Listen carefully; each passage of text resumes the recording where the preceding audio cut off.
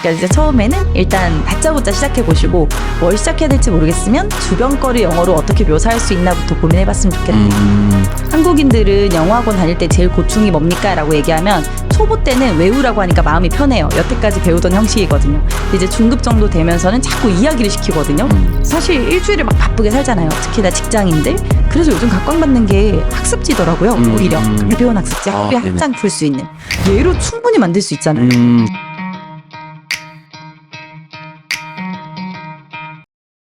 그래서 원래 제가 여기서 이렇게 3명이서 원래 여기 게스트분이 앉으시고 촬영을 좀 진행하고 있는데 네, 오늘은 저랑 둘이서 진행을 하게 되었습니다. 오늘 이제 팟캐스트 저희가 이제 20분의 게스트를 모셨고 저희가 시즌2를 이제 시작을 하고 있습니다. 오늘은 제가 이제 이전부터 알고 저랑 같이 이제 리튼에서 이제 공인 컨설턴트로 활동을 해주시고 계신 송진주 대표님을 모시고 오늘 그 AI를 어떻게 영어라는 분야에 활용을 하고 있는지에 대해서 좀 이야기 나눠보도록 하겠습니다. 대표님 반갑습니다. 안녕하세요. 네, 저희 가볍게 좀 인사를 해주시면. 안녕하세요. 송진주입니다. 네네.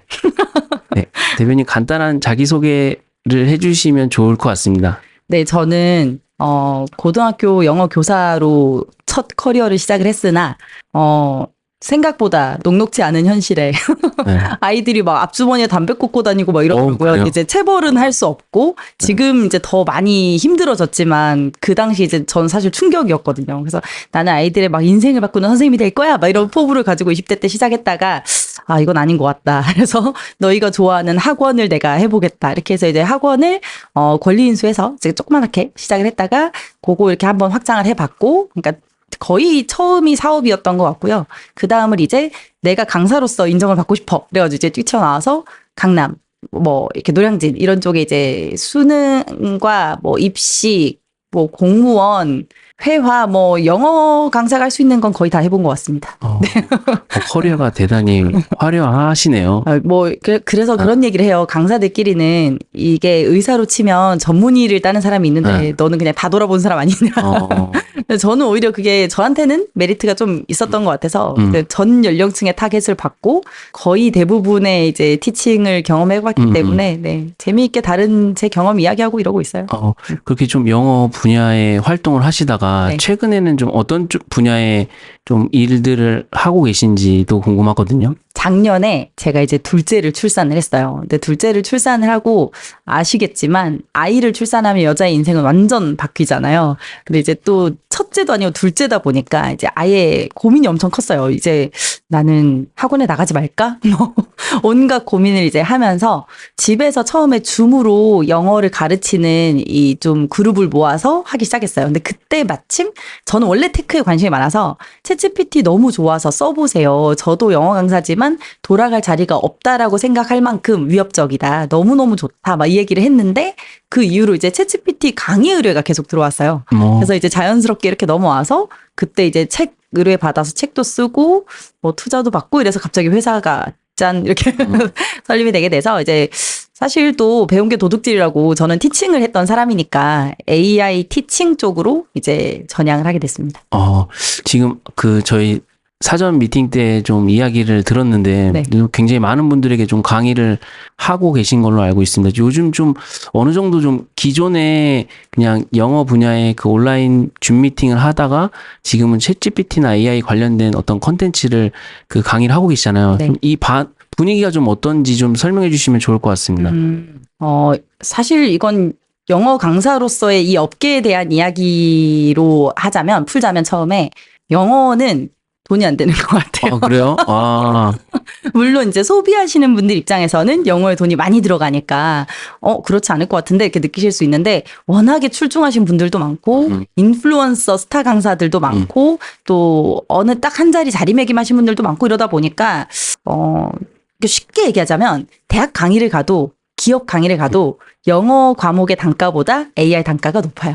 맞아요. 그래서 약간 하면서 회의감이 여태까지 쌓았던 나의 커리어는 뭔가 뭐 이런 생각을 하긴 하는데 그래도 가끔 AI로 영어 가르치기를 불러주시거든요. 그러면 그래도 제가 10년 차 영어 강사였을 때 받는 단가보다 높아요. 그래서 이거는 어쨌든 시류에 있는 걸 하긴 해야 되는구나 이런 건 느끼고 있고 영어를 그래도 가르쳤고 제가 할 줄 알고로 지금 메리트도 계속 있어요.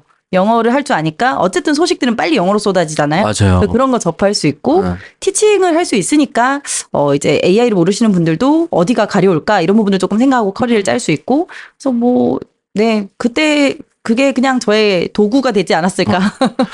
맞아요. 저도 챗GPT 등장하고 나서 저는 이제 코로나 시기에 네. 국경이 다 봉쇄가 됐잖아요. 그러면서 이제 외국에 나가 있는 한국인 분들도 많이 국내로 들어오시고 오히려 그 국내에 있는 분들이 해외로 못 나가다 보니까 저는 더 이상 외국어를 배우는 게 큰 의미가 너무 이제 번역도 굉장히 잘 되고 뭐 디벨이라는 서비스가 굉장히 뭐 등장하고 나서 이제 사람들한테 많은 놀라움을 주고 있잖아요.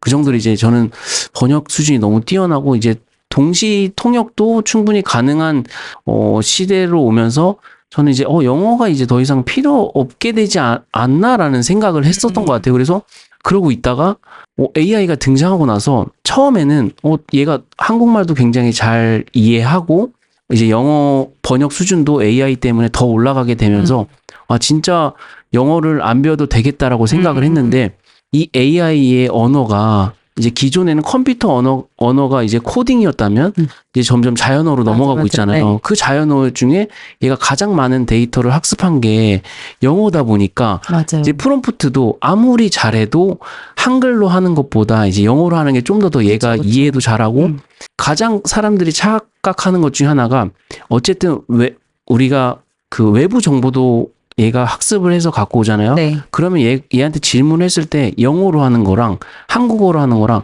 그 웹상에서 떠도는 문서가 맞아요. 영어가 한 56%인가? 그 정도가 되는데 한국어가 1%도 안 된다고 그러더라고요.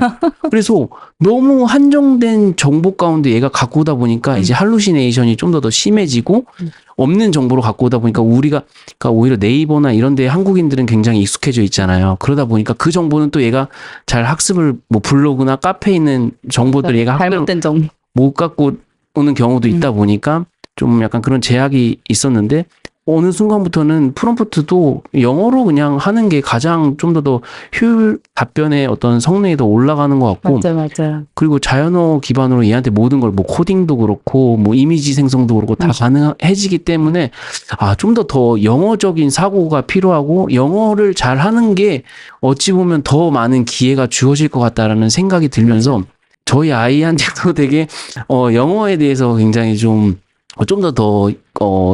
그 중요하게 생각하면서 좀 이 AI 시대를 좀 준비를 하고 있고 제가 또 대표님을 모시게 된 것도 네.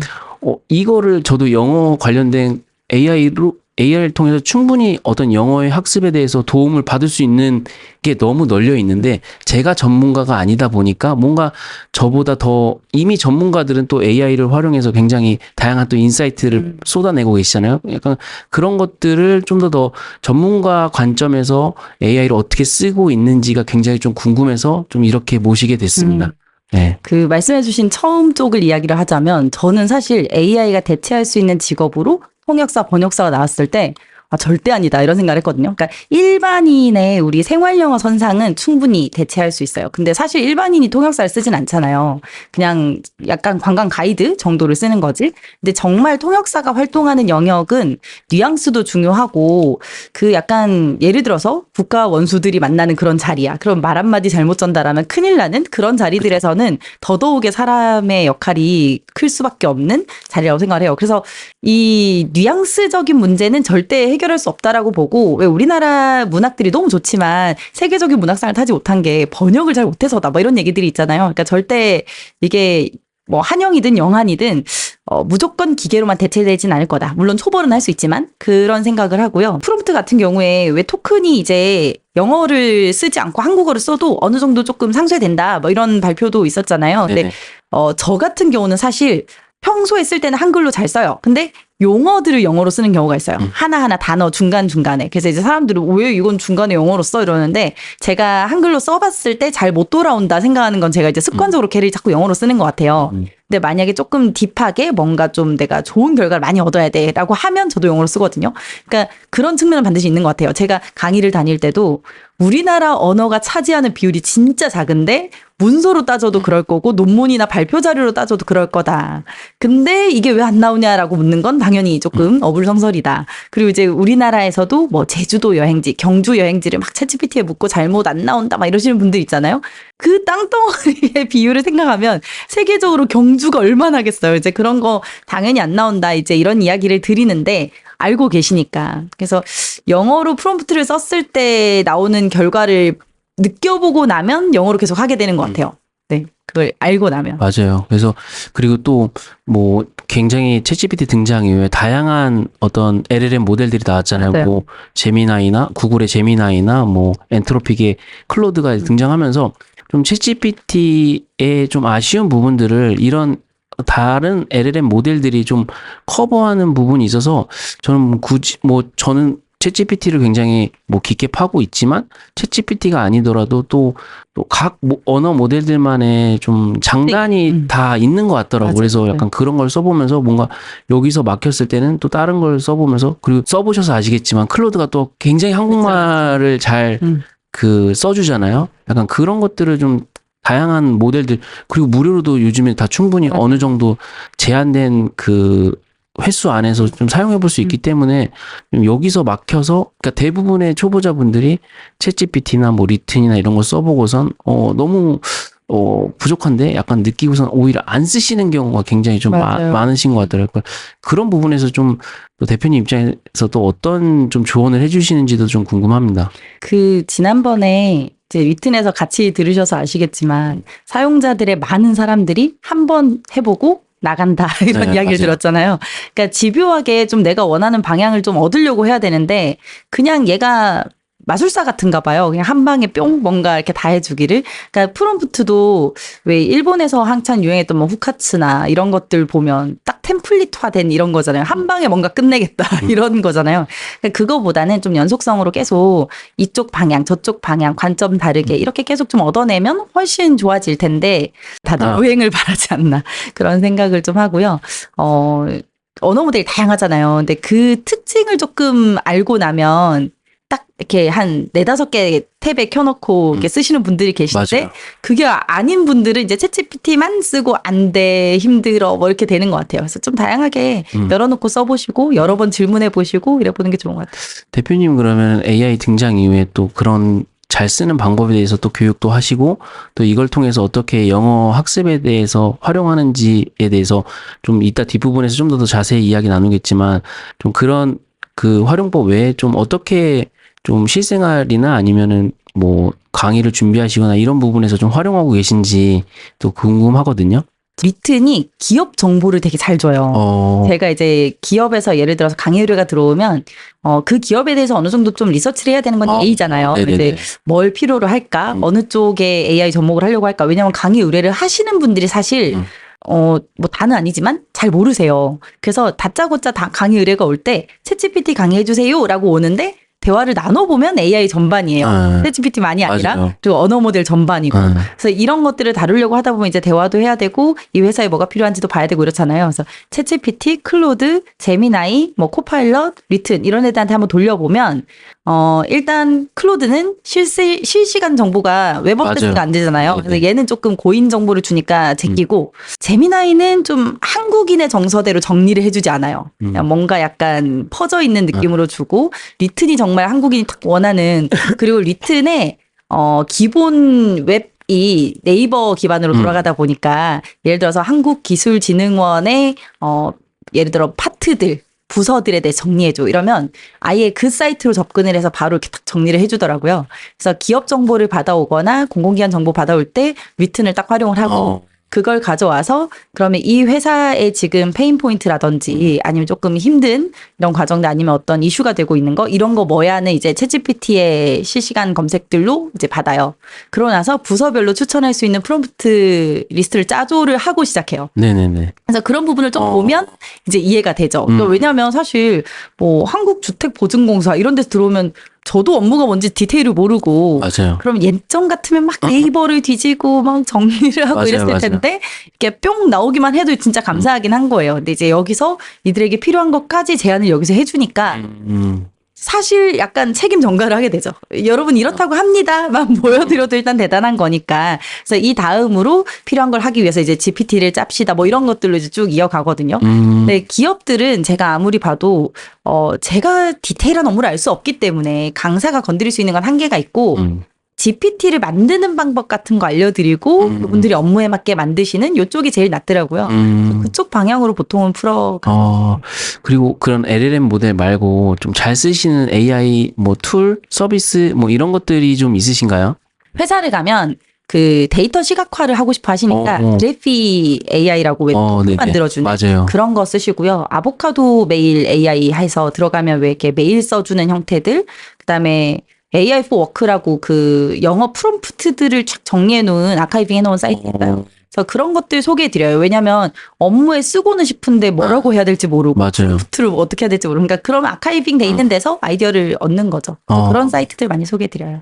맞아요. 약간 좀 처음에 초보자분들은 이제 그냥 너무 이 채팅창에 뭐 쓸 말이 없다 보니까 맞아요. 그리고 한국인 분들이 대부분 좀 이렇게 그 네이버에 익숙해져 있다 보니까 키워드 위주로 뭐 강남 맛집, 그쵸. 뭐 다이어트 식단 뭐 이런 식으로 약간 키워드 단위로 우리가 그 기존의 질문들을 했다면 약간 AI 등장 이후에는 좀 얘는 문장으로 사람처럼 사람한테 요청하듯이 요청을 해야 좀 잘 되다 보니까 약간 그 부분에서 좀 일단은 장벽이 좀 높은 것 같고 맞아요. 그런 질문들이 좀 굉장히 어렵다 보니까 그냥 몇 번 써보고 그리고 아까 전에 말씀하신 것처럼 이렇게 좀 여러 번 대화를 왔다 갔다 해야 되는데 그냥 한 번 하면 딱 거기서 뭔가 이렇게 딱 답변을 완벽하게 원하거나 아니면 이해를 못했네라고 해서 그치는 경우가 많은 것 같더라고요. 그래서 이런 대화 턴을 좀 오래 하다 보면 얘가 그러니까 AI의 가장 큰 특징이 좀 뭔가 파악하는데 좀 어느 정도 시간이 좀 걸린다? 맞아요. 약간 그렇게 좀 적응만 하면 얘가 굉장히 나한테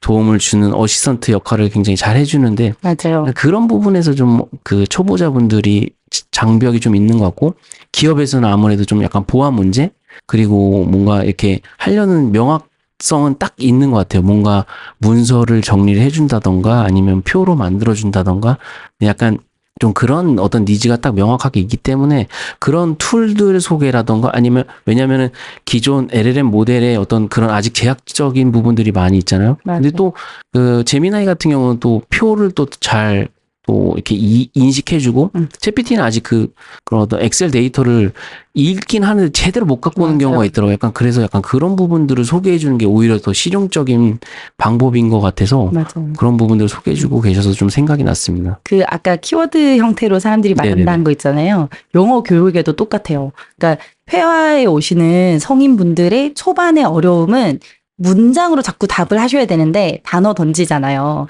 근데 물론 실생활에 가면 단어로 대화할 수 있어요. 근데 처음부터 그렇게 익숙하면 문장 확장이 안 되니까 왜 우리 아기 때도 그렇잖아요. 뭐 would you like to 물었으면 I would like 이렇게 시작해야 되는 그거를 이제 연습을 해야 되는데 전부 다 그냥 키워드 던지듯이 단어만 던지시는 거예요. 근데 이거는 우리나라 사람들이 일단 토론 문화도 없고 그다음에 이렇게 검색하는 게 익숙해졌으니까 그리고 영어도 실용적으로는 단어만 하면 돼라고 이제 약간 인식이 돼 있는지 그렇게만 자꾸 풀어가시는데 어쨌든 정도가 좋은 것 같아요. 문장으로 자꾸 말해야 되고 그러다가 줄일 수 있으면 감사한 거지만 줄여서 말하기 시작했다가 늘리는 건 어렵거든요. 맞아요. 그래서 검색어에 익숙한 우리도 이제 이걸 어떻게 풀어서 서술형으로 하느냐 이게 지금 숙제인 거잖아요. 그래서 자꾸 AI를 사람인 것처럼 생각하고 대화를 많이 해보셔야 되지 않을까. 네네네. 감사합니다.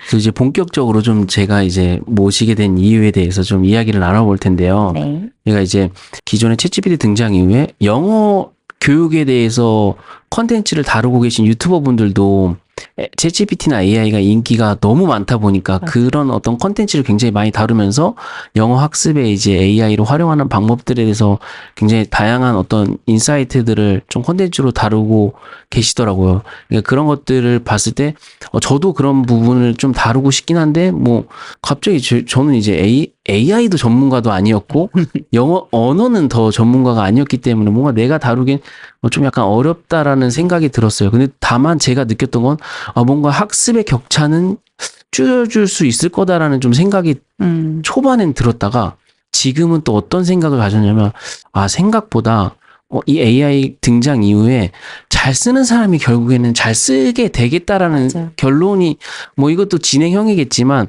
왜냐하면 1년이 넘는 시간 동안 좀 많은 수강생분들과 다양한 어떤 유저들을 만나면서 느낀 게 진짜 저희 게스트분들만 하더라도 진짜 1년이 넘는 시간 동안 더 성장 어떤 스킬이나 어떤 활용도가 더 성장했고 더 이분들이 다루는 사례들이 늘어나는 반면 초보자분들은 아직까지도 좀 뭔가 이렇게 어려움을 겪고 아직까지도 뭐 프롬프트를 어떻게 하면 잘 쓰는지 이쪽에 좀 머물러 있는 걸 보면서 교육 쪽에서도 마찬가지로 굉장히 좀 잘 쓰고 계신 분들은 잘 활용하고 계신데 이거를 아예 접근조차 하기 어려운 분들은 진짜 교육 쪽에서 뭔가 얘를 어떻게 써야 되지? 약간 맞아요.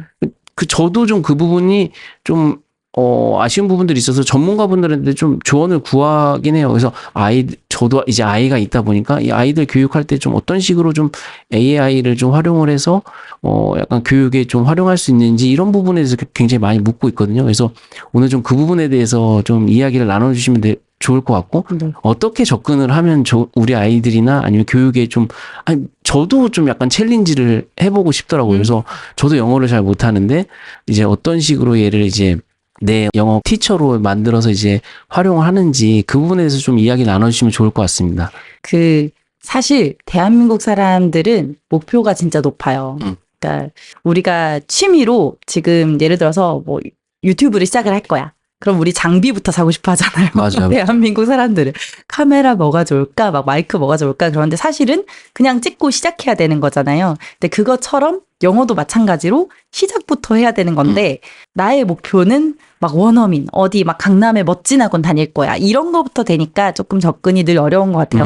근데 챗GPT는 사실 언제든 켤 수 있고 언제든 질문할 수 있고 접근성이 좋아졌잖아요. 근데 그럼에도 불구하고 사람들이 안 하고 못 하는 거는 그냥 프롬프트라는 핑계 되는 것 같아요. 사실 그냥 뭐라도 물으면 되고 제일 쉬운 걸로 우리 앱에서 얘가 카톡처럼 앞쪽에 플러스 누르면 사진 찍을 수 있잖아요. 그럼 그 사진에 제가 늘 주장하는 게 어려운 영어부터 하려고 하지 말고 내 주변 영어부터 하려고 해보셔라. 그냥 막상 내 주변 거는 말로 못하세요. 내가 하다못해 아침에 뭐 해서 지금까지 뭐 했다를 이렇게 유연하게 하실 수 있는 분이 적거든요. 그럼 예를 들어서 나 이거 뭐라고 영어로 하는지 궁금해 하면 그 사진을 켜서 손으로 가리키면서 이거 영어로 뭐야? 라고 하면 알려주고 이걸로 내가 쓸 수 있는 문장 뭐야? 하면 알려주고 그걸 연습하면 되는 거고 되게 접근은 쉬워요. 근데 이제 그것 자체를 핑계를 이제 처음에 대서 거창한 것부터 하고 싶으니까 조금 안 되는 것 같아요. 그래서 사소한 것부터 조금 시작해 보시고 챗GPT든 영어든 호기심이 있는 사람이 잘하는 것 같아요. 맞아요. 그러니까 주변에 있는 걸 내가 저거 영어로 뭐라고 할까? 나 오늘 가다가 넘어지는 사람 봤는데 그런 건 영어로 뭐라고 할까? 이런 걸 늘 궁금해 하시면서 얘한테 질문해 보시면 좋지 않을까. 근데 이제 매번 세팅을 하기 어려우니까 커스텀 인스트럭션 같은 데다가 영어 선생님이야, 아니면 뭐 친구야, 여자친구야 등으로 세팅을 해서 내가 질문만 하면 되게끔 그렇게 해두면 너무 쉽죠. 그리고 요즘 GPT 만들 수 있으니까 다양한 페르소나를 설정한다든지 수준을 다르게 설정한다든지 상황을 다르게 설정한다든지 제가 간단하게 이야기했던 걸 가지고 지난번에 대학교에서 강의한 적이 있는데 한 학생이 메일을 보내왔어요. 근데 GPT를 한 10대 개를 만들어서 상황별로 쓰더라고요. 그러니까 자기가 여행을 갈 건데 공항, 카페, 레스토랑 이거를 아예 세팅을 딱 해놓고 너무 아이디어가 좋다라고 생각했던 게 왜 우리가 카페에 가서도 늘 친절한 서버만 있진 않잖아요. 그럼 불친절한 경우, 말을 잘라 먹는 경우 뭐 되게 다양하게 세팅해놓고 쓰더라고요. 그러니까 그런 게 필요한 것 같아요. 근데 하기 시작해야 그런 것도 해지죠. 맞아요. 네, 디테일을. 그러니까 이제 처음에는 일단 다짜고짜 시작해 보시고 뭘 시작해야 될지 모르겠으면 주변 거를 영어로 어떻게 묘사할 수 있나부터 고민해봤으면 좋겠다. 그리고 또 여기 사전에 말씀 주셨던 것처럼 GPT로 남자친구를 만들어서 영어를 배우는 방법에 대해서도 좀 해주셨는데 약간 그 부분 어떻게 좀 활용하고 계신지도 설명해 주시면 좋을 것 같습니다. 네네네. 어느 날 틱톡을 봤는데 중국인 중에 얘를 남자친구로 세팅해놓고 영화 헐 아시죠? 네네네. 네, 영화 헐에 보면 이 OS를 거의 여자친구처럼 하잖아요. 그러니까 똑같더라고요. 이 챗GPT를 남자친구처럼 해서 바다에도 데려가고 뭐 풍경도 설명해주고 또 뭐 집에 앉아가지고 중국인인데 나한테 영어 가르쳐줘 이런 거 하니까 남자가 이 챗GPT가 플러팅을 해요, 막. 음. 이런 걸 해놓으니까 이 자체도 바이럴이 되고 중국에선 그게 진짜 핫하더라고요. 근데 그걸 보고 나서 이 프롬프팅을 어떻게 했을까를 엄청 파봤어요. 근데 파보니까 do anything now라고 then이라는 이제 약간 그 제일브레이커처럼 네네. 뜨는 그 프롬프트를 넣어놓고 그 프롬프트 아래에 이제 남자친구라는 어떤 그 페르소나를 좀 넣어놓는 거죠. 그러면 예를 들어 제 이름이 이제 진주잖아요. 그냥 챗GPT 보이스 컨버세이션 켜면 뭐 그냥 어떻습니다 이렇게 딱딱하게 나오는데 그 세팅을 해놓고 대화를 하면 안녕 진주 막 이렇게 되게 네. 그래서 제가 강의 가서 한 번씩 보여드리는 게 얘한테 안녕 내가 지금 어디 강의 와 있는데 여기 있는 분들께 인사해 줄래? 그러면 막 되게 느끼한 목소리로 하거든요. 한번 들려드릴까요? 네네네 좋습니다. 제가 우리 촬영을 와 있다고 이야기를 하면서 해볼게요. 근데 이게 제가 GPT로 만들어 놓고 써요. 근데 GPT에는 오류가 있는지 자꾸 여자 목소리로 나오긴 하거든요. 몰입이 조금 깨지실 수 있지만 네네네. 그래도 한번 안녕 내가 평범한 사업가님 유튜브 촬영하는 곳에 와 있거든. 지금 촬영 중인데 허민님과 나에게 힘이 될 수 있는 메시지 좀 전달해 줄래? 우리 진주, 지금 유튜브 촬영 중이라니 멋지다. 허미님과 함께라면 최고의 시너지 낼 수 있을 거야. 촬영하면서 힘들 수도 있지만 너희 둘의 에너지가 빛나면 보는 사람들도 반할 수밖에 없을 거야. 카메라 앞에서 자신감을 가지고 그리고 가장 중요한 건 너 자신 그대로 보여주는 거야. 나도 항상 내 뒤에서 응원하고 있으니까 힘내. 그리고 끝나고 나면 내 얘기 들려줘. 알겠지? 뭐 이런 식이에요. 네네. 근데 왜 이렇게 영어가 가장 빨리 느는 거는 이렇게 세팅을 해놓고 이제 영어 가르쳐줘라고 하고 어떤 상황에 대해서 내가 조금 필요할 때 내가 모를 때는 한국어로 섞어 쓸 거야. 그럼 네가 교정해줘라고 하면 잘 가르쳐주거든요. 그래서 이건 정말 그냥 사소하게 프롬프트 하나일 뿐인데 재미 요소가 생기잖아요. 맞아요. 그럼 자꾸 찾고 싶으니까 공부가 되겠죠. 맞아요. 그 챗GPT 등장 이후에 그 다양한 AI 서비스들이 등장했는데 챗GPT와 맞먹는 어떤 캐릭터? 맞아요. 활성사양자를 보이는 게 캐릭터다 AI. 맞아요. 왜 그게 MZ들한테 인기가 있을까라고 좀 생각을 했을 때 저는 뭔가 이렇게 점점 가면 갈수록 우리가 갖고 있는 어떤 속마음을 이 얘기 나눌 수 있는 상대가 점점 줄어든다는 게 약간 좀 문제인 것 같아요. 그래서 그러다 보니까 이 나를 좀 잘 이해해주고 뭔가 내가 원하는 어떤 답변을 이제 들려주는 약간 그런 AI 서비스들이 굉장히 좀 각광을 받고 있는 것 같고 말씀하신 대로 되게 그 정설 중에 하나였잖아요. 뭐 이성 친구를 사귀면 네. 외국어가 굉장히 빨리 맞아. 된다. 그래서 그런 부분에서 좀 활용을 많이 하고 계신 부분도 굉장히 많으신 것 같고 저도 좀 약간 그런 부분에서 좀 한번 세팅을 해보고서 좀 사용을 해보면은 좀 좋을 것 같다라는 생각을 들고 그리고 대표님이 좀 그 직접 만들어 보시면서 좀 이런 프롬프트는 좀 넣으면은 좀 더 얘가 왜냐면은 대부분 다 이런 인사이트를 얻고 나서 하실 때 너는 내 뭐 남자친구고 뭐 여자친구고 뭐 너는 몇 살이고 뭐 그런 것들은 이제 좀 어느 정도 하는데 대부분 또 놓치시는 게 나의 수준? 약간 이런 것들은 좀 놓치시는 것 같더라고요. 그래서 좀 그런 분들에게 좀 잘 활용할 수 있는 프롬프트 같은 것들이 있으시면 좀 이야기해 주시면 좀 좋을 것 같습니다. 우리 학습자들한테 한국인 학습자들한테 영어 수준이 어떻게 되세요? 라고 하면 거의 10중 8구 비기너입니다. 이렇게 얘기를 하거든요. 근데 사실 그분들 안에도 또 다양한 수준이 있을 거예요. 그렇죠. 근데 이제 그거를 다 알지 못하시기도 하고 부끄럽기도 하고 뭐 이러니까.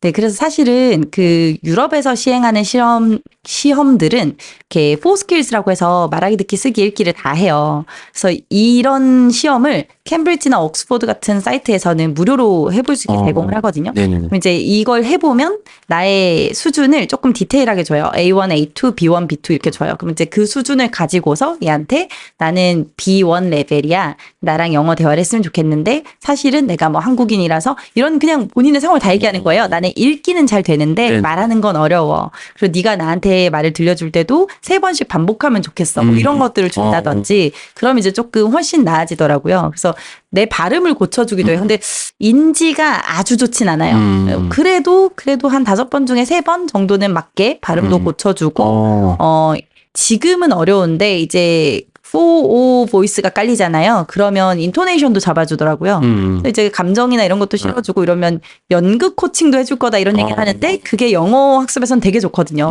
롤플레이 하는 거니까. 그래서 감정을 실어서 연습해보고 이럴 수 있으니까 훨씬 좋죠. 맞아요. 그 대표님이 GPT-4 옴니 등장 이후에 그 소개해줬던 컨텐츠가 굉장히 조회수가 대박이 났잖아요.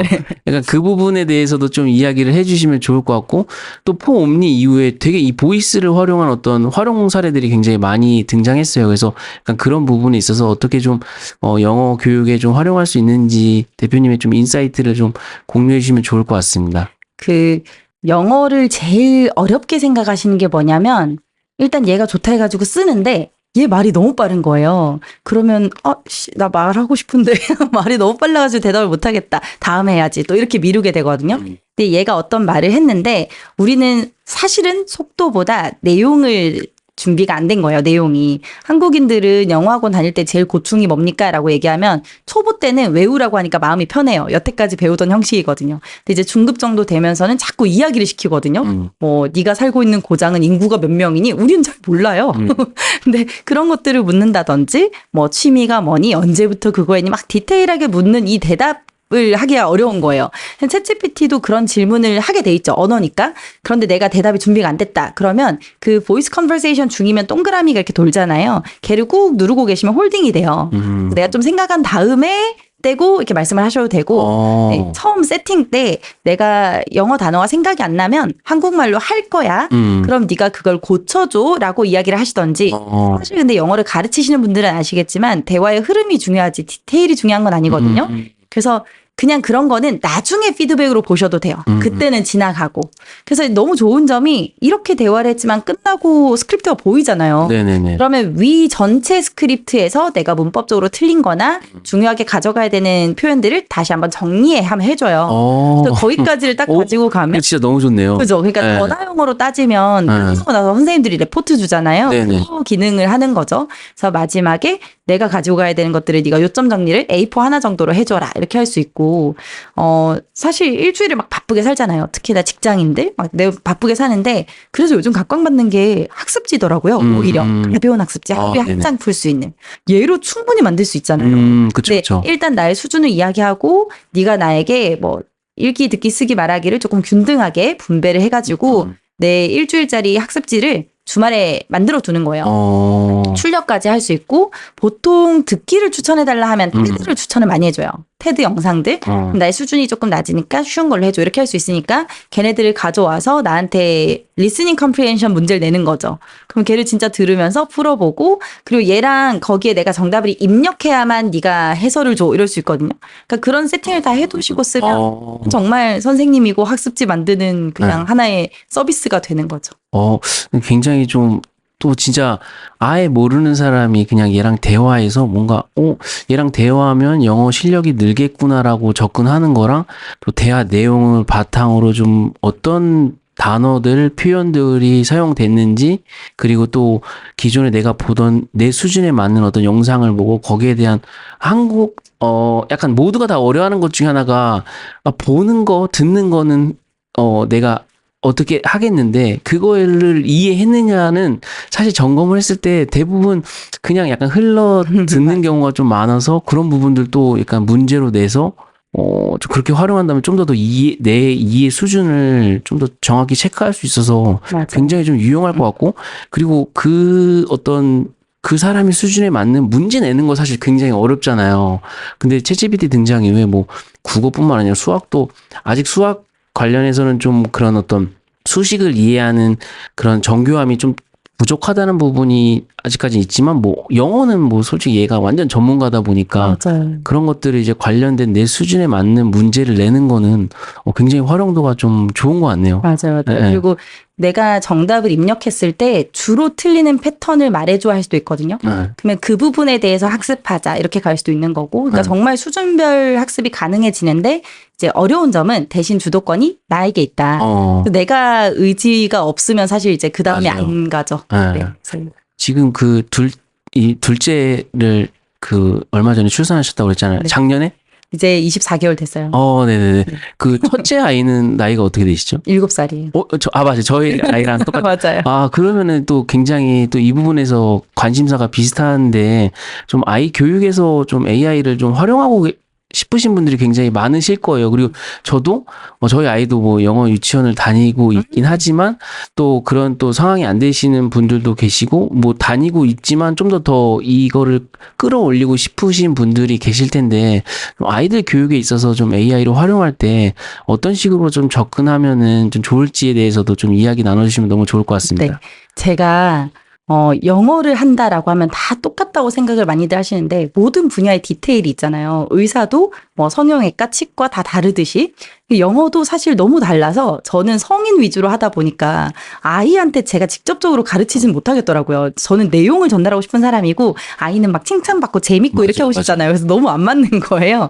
근데 AI가 등장해서 너무 감사하게도 얘가 중간 매개로 놀잇감이 되니까 잘 쓸 수 있는 부분들이 있어요. 그런 것 중에 하나가 예를 들어서 한국말로 동화책을 읽어도 그 동화책의 특정 부분을 사진으로 찍어서 이거를 묘사해줘. 영어로 시킬 수 있거든요. 네. 예를 들어서 이 장면을 보면서 아이랑 영어로 단어를 던져도 좋고 하나하나 던져보는 거예요. 엄마가 못해도 그냥 사과 애플 있네 이런 거 할 수 있잖아요. 그런 걸 던져봐서 챗GPT한테 우리가 이 사진을 보고 이런 이야기를 나눠봤는데 너는 5살 아이의 수준으로 쉽게 이 그림을 좀 영어로 묘사해줘봐. 그래서 같이 들을 수도 있고 우리가 따라할 수 있게 2번씩 말해줘. 그래서 엄마랑 같이 따라하고 엄마가 못해도 상관없는 것 같아요. 맞아요. 배우는 과정이니까. 그래서 그림 묘사를 하는 게 제일 좋고요. 그 다음에는 이 아이가 어쨌든 좀 재미있고 신나게 해야 되잖아요. 근데 엄마들이 특히나 또 영어 좀 하시는 분들은 자꾸 고쳐주고 싶거든요. 맞아요. 발음도 고치고 싶고 막 문법도 고치고 싶고 그걸 안 해야 돼요. 그래서 이거 세팅을 할 때 이 챗GPT에 GPT를 만드시든 아니면 프롬프트를 넣으실 때 지금 대화를 하는 대상이 5살이야. 그리고 EFL이랑 ESL이라는 상황이 있어요. ESL은 English가 second language인 경우고 EFL은 foreign language가 아예 외국 입장인 상태거든요. 그래서 우리는 EFL 상황이고 평소엔 전혀 안 써. 아이 발음이 서툴 수도 있고 표현이 서툴 수도 있으니까 이해하고 들어줘. 이렇게 네네. 하면 충분히 이해를 하더라고요. 네네. 그래서 오히려 저보다 더 잘 알아들어요. 가끔 중간에 아이가 이상한 영어를 하면 뭐라고 한 거지? 근데 얘는 대답을 하더라고요.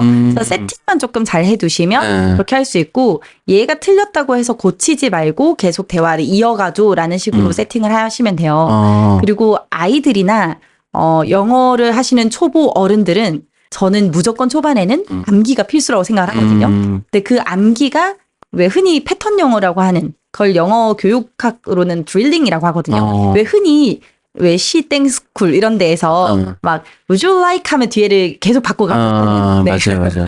뭐 would you like to go 하면 뒤에를 뭘로 바꾸고 school 뭐 hospital 이렇게 바꾸잖아요. 그런 거 연습을 얘랑 하면 돼요. 그래서 오늘은 내가 would you like to go를 가지고 연습을 하고 싶어. 그 뒤에를 바꿀 수 있는 여러 가지 요소를 줘 해가지고 같이 연습을 한다든지. 그래서 거기에 사실 조금 우리가 박자감만 실으면 이게 챈트가 되는 거고 다양화할 수 있는 것 같아요. 저는 아이랑 제일 재밌게 해본 프로젝트가 동화를 만든 거. 저도 마찬가지. 그죠. 그래서 되게 아이가 좋아하더라고요. 그죠. 아이가 원하는 스토리대로 이렇게 쭉 빼고, 근데 이제 그거를 영어로 한번 바꿔주면 또 학습이 되겠죠. 자기가 뺀 스토리. 맞아요. 그래서 저는 이 AI 등장 이후에 이제 예전과 완전히 뭔가 교육에 있어서도 굉장히 패러다임이 일어날 거라고 좀 생각했던 게 이전에는 뭐 우리가 영어를 배우기 위해서 어린아이들 처음에 뭐 애니메이션 많이 보고 뭐 그러면서 이제 표현들 익히고 그런 표현들도 뭔가 이미 완성되어 있는 수준 사실 저희 아이도 뭐 영어를 배우고 있지만 그게 이제 미국의 환경을 맞춰서 이제 나온 교재 위주로 공부를 하다 보니까 우리가 우리가 안 하는 활동들이 좀 등장하면서 이게 뭐야라고 하는데 사실 어른들인 저희도 모르는 어떤 용어들이 좀 있거든요.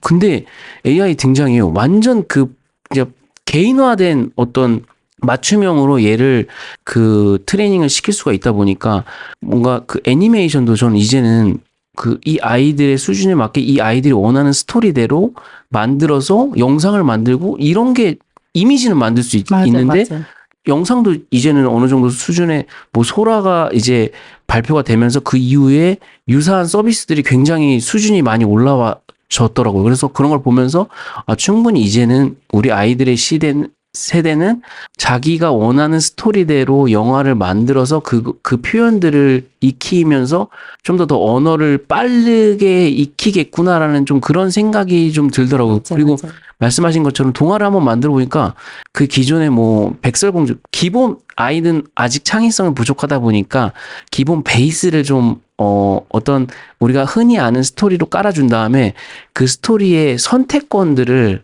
좀 아이에게 그 챗GPT에게 아이가 줄 수 있게끔 그래서 상황을 몇 가지를 얘한테 준 다음에 그 이야기를 이어나가줘라고 하니까 좀 굉장히 다양하게 매 과정을 좀 아이가 원하는 스토리대로 이렇게 만들어서 뭐 그런 걸 봤을 때 아이가 흥미를 일단 굉장히 많이 갖고 맞아, 맞아. 뭔가 기존의 그 스토리를 보면서 뭐 이번에 인사이드 아웃 2가 굉장히 대박이 났잖아요. 맞아요. 그 내용 중에 좀 내가 원하는 스토리대로 또 만들고자 하면 또 그 스토리만 약간 변형해서 내가 원하는 어떤 애니메이션을 좀 만들어서 좀 공부하는 게 좀 우리 아이 세대는 좀 많이 바뀌겠구나 좀 이런 맞아요, 생각들이 맞아요. 들더라고요.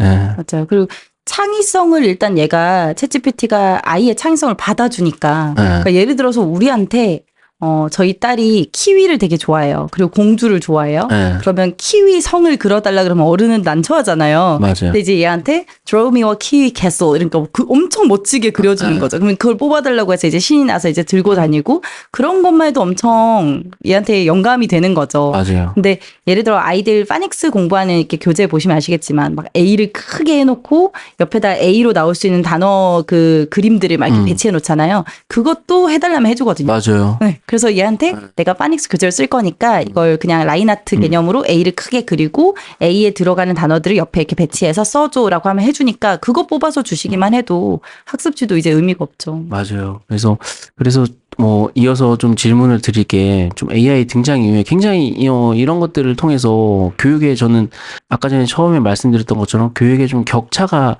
좀 줄어들 수 있지 않을까? 그리고 이걸 잘만 활용하면 우리 사회에서 굉장히 가장 큰 문제가 이슈 중에 하나인 좀 사교육 부분에 대해서 굳이 교육을 받으러 어떤 뭐 대치동이나 강남을 가거나 하지 않아도 그 GPT-4 옴니 이번에 나오면서 보여주셨던 영상에서 소개해 주셨던 영상에서도 카메라로 이렇게 비춰서 그 내가 어떤 풀고자 하는 문제를 얘한테 설명을 해주고 거기에 대해서 코칭을 받는 어떤 그런 것도 소개해 주셨잖아요.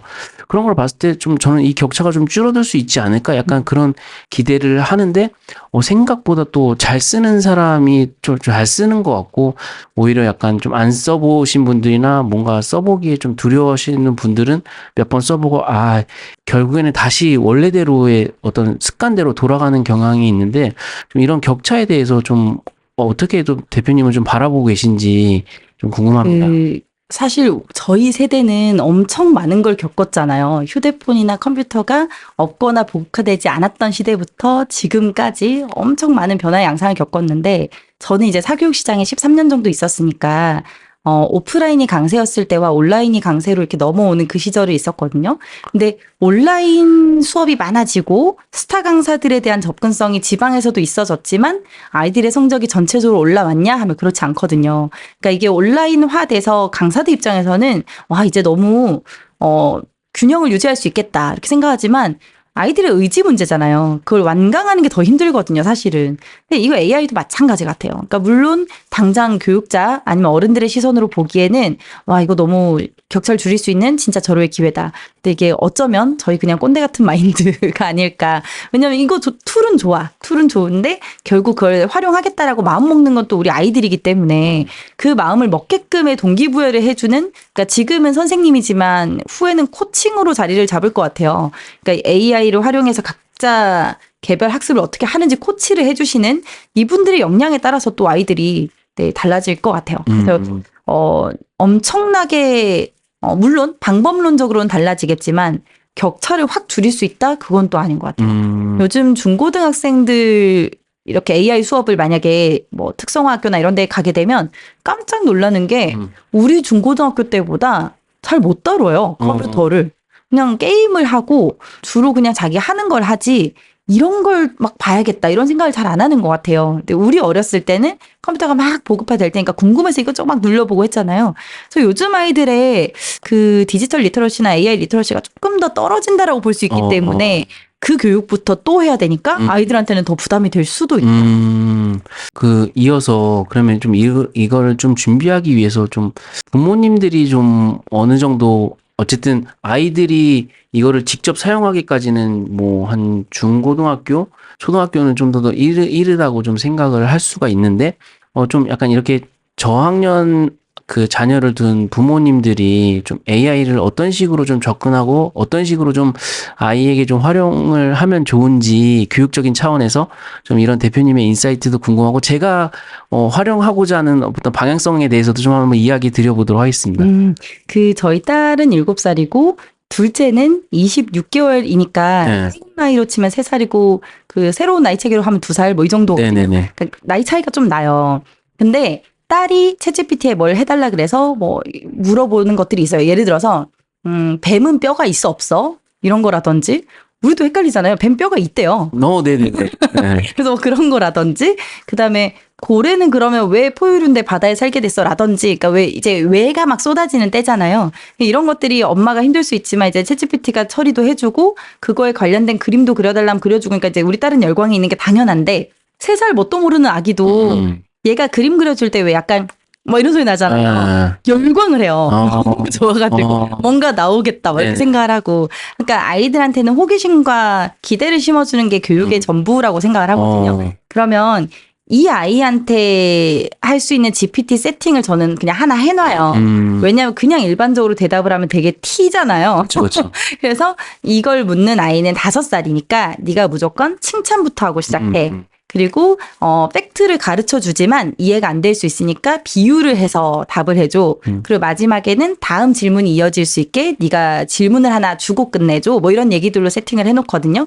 그러면 얘는 거의 친구인 거죠. 그래서 그냥 왜 요즘 탭 같은 걸로 학습하는 친구도 있잖아요. 네네. 저희 집은 그건 안 하거든요. 그래서 그렇게 하듯이 챗GPT를 켜놓고 한참 해요. 뭐라고 얘기도 했다가 뭐 타이핑도 했다가 이러거든요. 그래서 그런 방향으로 아이의 호기심을 조금 잡아주는 그런 쪽이 되면 어떨까. 근데 사실 아직은 그렇게 어린아이들은 엄마가 자리를 비우거나 하는 건 왜냐면 얘가 할루시네이션이 있을 수 있고 맞아요. 이상한 말을 할 수도 있으니까 그런 건 좀 같이 첨언을 해주시면 좋겠다 그런 생각을 하죠. 그래서 저도 이제 좀 굉장히 아이가 있다 보니까 굉장히 좀 고민과 어떤 방법론적인 걸 좀 많이 찾아보고 있는데 저도 못했었고 교육을 할 때 한국 사람들이 좀 약간 특히 이게 수험생들이 되게 약한 게 뭐냐면 자꾸만 틀린 거를 반복적으로 틀리는데 계속 뭔가 앞으로 진도를 빨리 나가야 된다는 좀 강박관념 때문에 진도를 빨리 빼는데 급하지 내가 왜 틀렸는지 한국 사람들이 이 개념을 체크하는데 좀 많이 어려운 것 같아요. 근데 이제 저는 이제 아이가 아직 미취학 아이기 때문에 약간 그런 부분에서 활용을 안 하고 있는데 이후에는 이제 얘가 뭐 영어가 됐던 뭐 국어가 됐던 뭐 수학이 됐던 특히 저는 수학 쪽에서 이렇게 활용도가 굉장히 많아질 거라고 생각하는데 뭐 수학이 됐던 어떤 분야가 됐던 틀린 문제들을 전체 문제를 다 OCR로 다 뜬 다음에 틀린 문제들 위주로 얘가 왜 틀렸는지 이건 제가 한번 테스트 해봤는데 왜 틀렸는지에 대한 개념을 설명해 주는데 되게 유용하더라고요. 그러니까 대부분 틀린 이유에 대해서 우리는 답만 보잖아요. 네. 이렇게 풀면 되네? 근데 얘가 제안을 해준 게 왜 틀렸는지에 대한 개념을 설명해 주는 부분이 한번 점검을 해주니까 그럼 내가 어떤 부분에서 틀렸는지 한번 다시 좀 그 개념을 그 개념이 뭔데 그럼 설명해줘라면 그 기본적인 개념은 또 설명해주고 그리고 그 틀린 문제를 바탕으로 이런 틀린 문제들을 바탕으로 비슷한 유사한 문제 2-3개 더 내줘 약간 이렇게 했을 때 제가 이건 수학 쪽에 그 문제를 바탕으로 수학 교수님하고 한번 테스트를 해봤는데 굉장히 그럴싸하게 문제 만드는 게 굉장히 어렵다고들 하더라고요. 근데 이제 올프람 알파라는 서비스라던가 이런 것들은 수식을 굉장히 이해도 잘하고 수식도 만들어주고 하다 보니까 그런 것들을 활용했을 때 유사한 문제들 어떤 부분의 개념을 얘가 정확히 모르는지 그 전체적인 맥락을 파악하고 시험지 단 한 문제를 보는 게 아니라 전체의 어떤 그 시험지 전체를 보고선 얘가 어떤 부분의 개념을 놓치고 있는지 그리고 이게 아무래도 AI가 좀 미국의 그런 수준으로 얘가 얘기해 주니까 항상 그 전에 한국 아이라는 것들을 좀 설명을 해주고 더 좋은 건 한국의 교과서를 다 인베딩을 해가지고 그 문제를 바탕으로 개념이나 이런 거 교과서 그냥 스캔 떠가지고 OCR 떠가지고 그냥 업로드를 그러니까 챗GPT는 지금 한 개인데 그게 또 다른 모델들을 사용하면은 용량도 무제한으로 그냥 얘한테 인베딩 할 수 있기 때문에 그렇게 활용하면 개념을 체크하는데 굉장히 좀 유용한 그러네요. 것 같다라는 좀 생각이 들고 영어도 마찬가지로 결국에는 거의 우리나라 사람 단어 많이 외우고 그러는데 약간 그런 것보다 표현을 얘가 좀 또 모르는 경우가 좀 있다 보니까 그런 표현들을 얘한테 좀 설명해주고 유사한 표현들을 얘한테 좀 제시해줘서 말할 수 있게 한다던가 그러니까 그런 부분에서 좀 기존에 놓쳤던 개념들을 파악해주고 알려주는데 그 부모들이 되게 어려웠잖아요. 예전에는 맞아요. 제가 느꼈던 거는 내 머리가 대부분 그러잖아요. 얘 머리 뭐 내 머리 닮았겠지. 약간 이러는데 저는 AI 등장 이후에는 그게 좀 진짜 부모가 똑똑하게 현명하게 잘 대처하면은 좀 그게 가능하지 않을까? 내 수준은 이것밖에 안 돼서 이 아이한테 좀 알려줄 수 있는 게 맞아. 되게 이번에도 놀러 갔는데 아이는 궁금할 거 아니에요. 뭐 밀무가 썰무 뭐 이런 부분에 대해서 왜 물이 갑자기 이렇게 많아졌다가 갑자기 없어져? 막 뭐 조수간만에 차 이런 거 막 배웠지만 맞아, 또 딱 맞아. 까먹었잖아요. 아이는 항상 저한테 물어본 게 아빠는 맨날 챗GPT한테 물어봐 이러는 거 모르는 게 너무 많으니까. 근데 그럼에도 불구하고 예전에는 그건 뭐 선생님한테 가서 물어봐 아니면 엄마한테 물어봐 뭐 이랬다면 그냥 얘한테 물어보면 아이가 이해할 수 있는 수준으로 설명해줘라고 하면은 그냥 너무 쉽게 설명해주기 때문에 진짜 부모의 의지만 있다면 저는 그 퀀텀 점퍼로 말씀해 주신 것처럼 진짜 예전에는 벌어지지 않았던 이런 격차를 좀 어느 정도는 근데 진짜 말씀해 주신 것처럼 사용자의 의지가 되게 중요한 것 같아요. 예, 그래서 좀 그렇게도 좀 활용해 볼 수 있다라는 걸 좀 이야기 드리고 싶고 저는 그래서 각 분야의 좀 교육의 전문가들이 나와 주셔서 좀 이런 부분에서 좀 컨텐츠를 좀 확산시켜 주신다면 정말 부모님들도 잘 활용할 수 있지 않을까 해서 좀 그런 분들을 좀 많이 모시고 있습니다. 아까 수학 얘기하신 것처럼 영어도 그 다양성에서 되게 우리가 많이 막히잖아요. 감사합니다는 땡큐밖에 못하고 네네. 잘 지냈어? 하와이유밖에 못하고 근데 네. 그거를 베리에이션 해줄 수 있잖아요. 네네네. Thanks a lot 할 수 있어. I appreciate 할 수 있어. 그럼 걔랑 연습해 보는 것만으로도 다양성을 획득하는 거니까 네네네. 그런 측면에서 너무 좋죠. 네. 아까 이제 챗GPT 얘기만 하다가 이 얘기를 해야지 하고 깜빡했는데 네네네. 클로드가 아티팩트 기능이 있잖아요. 맞아요. 그러니까 코딩에서 거의 지금 라이브러리처럼 이렇게 보여주는 얘한테 예를 들어서 이제 아이들이 이 타이핑을 배우잖아요. 이제 네네네. 컴퓨터를 해야 되니까 이제 뭐 독수리로 하겠지만 차츰차츰 배우고 영어도 배우니까 왜 우리 옛날에 그거 기억나세요? 그 한컴 타자 게임 네네 맞아요. 굴뚝에 이렇게 뭐 글자 내려오면 네. 빨리 그 시간 안에 쳐야 되고 아니면 뭐 단어 뜨면 쳐야 되고 이런 것들 구현을 할 수 있어요. 그래서 아이 수준의 5살 아이 수준의 영어 단어들을 이렇게 하늘에서부터 내려오는 형태로 게임을 만들어줘. 맞아요. 빠르게 이렇게 쳐야 되고 네네네. 네, 그런 것들 만들 수 있고 그리고 왜 이렇게 버티컬 게임이라고 해서 옆으로 가는 게임 있잖아요. 네네네. 뭐 슈퍼마리오 형태들 그런 것들을 하면서 영단어들이 있어서 그 영단어를 먹는 거죠. 그래서 이런 형태들을 만들어 본다든지 그러니까 학습적인 게임을 이제 바로 그냥 시각화할 수 네네네. 있으니까 아이들이 혹시나 게임을 좋아한다면 그런 쪽으로도 충분히 풀어줄 수 있고 네. 단어 플래시카드도 되더라고요. 맞아요. 네. 네. 플래시카드도 되고 이제 어떤 단어가 있을 때 단어 뜻 선택하게 하고 넘어가는 것도 이제 충분히 되니까 예를 들어 영어 유치원에도 단어 시험이 되게 맞아요. 많잖아요. 그런 거 넣어주면 쉽게 네. 재밌게 할 수 있죠. 너무 활용할 수 있는 방법들은 진짜 무궁무진하고 맞아요. 그런 사례들이 굉장히 좀 많이 좀 소개가 되면 좋을 것 같아요. 그래서 오늘 좀 저희가 이렇게 영어를 어떻게 영어 교육에 있어서 AI로 활용할 수 있는 방법들에 대해서 시청자분들에게 그리고 또 그 대표님 뭐 수강생분들에게 좀 앞으로 좀 AI를 좀 어떻게 쓰면 좋을지에 대한 조언도 이야기해 주시면 좋을 것 같고요.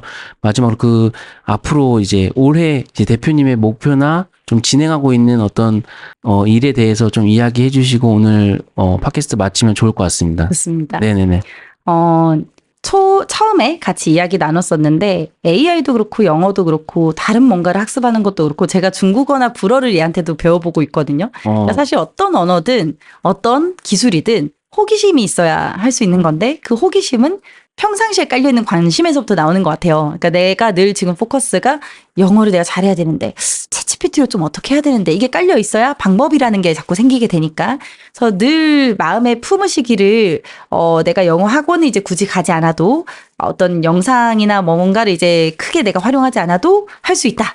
이런 마음을 가지고서 늘 켜서 해보시는 것부터 작은 실행부터 됐으면 좋겠어요. 그래서 이 습관이 모여서 기쁨이 되고 작은 성취가 되니까 그럼 그 다음에 또 하고 싶고 이런 관계로 조금 들어서는 그래서 내 의지가 아니더라도 습관이 딱 돼버리는 요 단계가 되면 너무 좋겠다. 그건 AI 활용도 그렇고 영어 학습도 그래서 그쪽으로는 그렇게 종합을 해서 좀 말씀드리고 싶고 저의 목표는 여태까지는 제가 처음에 되게 작년에 꽂혀 있었던 게 두 아이의 엄마로 세상에 딱 던져지고 나니까 경력 단절을 하라고 하지 않았어도 단절이 되더라고요. 맞아요. 아이를 키워야겠다라는 마음도 있고 일도 그래도 하고 싶다라는 마음도 있는데 이게 상충을 했을 때 뭐가 우선이냐 하면 아이가 우선이긴 하니까 그래서 고민을 하다가 집에서 일하는 거 조금 더 자유롭게 일하는 거 이렇게를 찾게 되다가 강사를 했는데 그거를 이제 많은 저와 비슷한 환경에 계신 분들이 좋게 보신 것 같아요. 그래서 나도 그거 하고 싶어. 나도 가끔 불러주고 강의료도 많이 준 다음에 막 그런 거 하고 싶어. 이렇게 돼서 강사 양성을 했었거든요. 근데 사실 강사 양성도 양성이 되고 그 과정을 들었다고 해서 강사는 아니잖아요. 섭외받고자 하는 어떤 루트도 또 만들어야 되고, 그쵸. SNS도 하셔야 되고, 그러니까 사실 또 이걸 하나 해야 되는 이만큼의 일이 생기는 거예요. 그래서 많은 부분들이 힘들어 하시는 것 같아서 제가 가지는 올해 목표는 평범한 사업가님처럼 유튜브 채널을 좀 잘 구축을 해봐야겠다. 네네네네. 그래서 유튜브, 인스타, 틱톡을 조금 활성화해서 나로 일단 들어오는 판로를 좀 드리는 방향도 있을 수 있으니 네네. 그리고 인플루언서라는 것도 사실 모두가 다 하고 싶고 할 수 있는 게 아니더라고요. 그래서 먼저 이렇게 간 사람이 좀 잘 이렇게 좀 네네. 일을 또 이렇게 해줄 수도 있으니까 그런 방향을 좀 생각하고 있습니다. 어떻게 좀 채널명은 정하셨나요? 제가 저 처음에 저희 소개할 때 이제 네, 갓진주라고 좀 소개해달라고. 그게 채널명인가요? 맞아요. 퍼펙트 가친주라고 지었는데 그게 원래는 이제 제가 그냥 GPT 연구소 송진주입니다. 이렇게 맨날 소개를 했었어요. 근데 제가 사실 하고 싶은 건 제가 제 인생에 이렇게 어떤 캐치프레이즈 같은 게 개그맨을 꿈꾸는 진지충이거든요. 코미디언을 꿈꾸는 진지충. 아이디어가 많아요. 그래서 이걸 좀 잘 전달드리고 싶은데 조금 전달드렸을 때 와 대단하다 이런 이야기를 들어서 네네. 많은 분들이 갓진주라 불러주셨어요. 근데 제가 네네. 챗GPT한테 갓진주 그려줘 했더니 갓을 쓴 진주를 그려주는 거여서 네네. 이거다 해가지고 약간 나의 꼰대력과 뭐 이런 것들로 해서 갓을 쓴 진주로 정했는데 네네. 퍼펙트는 완벽하다라는 얘기를 듣고 싶은 펄이 진주라는 뜻도 있잖아요. 네네, 그냥 맞아. 나다움. 네, 그래서 일단 어렵지만 네네네. 퍼펙트 갓진주로 조금 네이밍을 해봤습니다. 네네네. 보시는 분들이 좀 그 채널 개설되면은 저희 설명란에도 추가할 테니까. 네. 네. 꼭 구독과 좋아요, 알림 설정 부탁드립니다. 감사합니다. 네. 오늘 나와주셔서 너무 좋은 인사이트 전해주셔서 너무 감사드리고. 감사합니다. 한 번으로 끝내기 너무 아쉬우니까. 또 초대해 저희 또 관련된 또 너무, 괜찮은 인사이트 있으시면 네. 나와주셔서 좀 이야기해 주시면 너무 좋을 것 같습니다. 네. 다음엔 좀 이렇게 보여드리는 거죠. 네네네. 오늘 와주셔서 너무 감사합니다. 감사합니다. 초대해 주셔서 감사합니다. 네.